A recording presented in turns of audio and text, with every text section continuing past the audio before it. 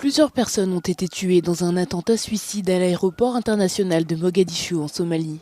Mercredi, des témoins ont indiqué qu'une voiture piégée a provoqué une explosion.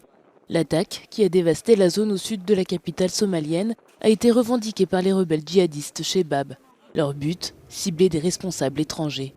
Selon un porte-parole du gouvernement fédéral, 4 personnes auraient été tuées dans l'attaque. Mohamed Abdi, responsable des services de sécurité, parle d'un bilan provisoire de 6 morts qui devrait s'alourdir. Il y a eu une explosion de voitures piégées qui s'est produite ici, où nous sommes maintenant. Jusqu'à présent, les victimes sont 5 soldats et 5 autres civils.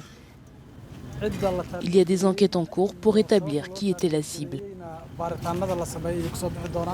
Cet attentat intervient quelques jours après que les dirigeants somaliens ont conclu un accord pour organiser les élections parlementaires en février, les multiples reports de ce scrutin étant à l'origine d'une crise politique en Somalie.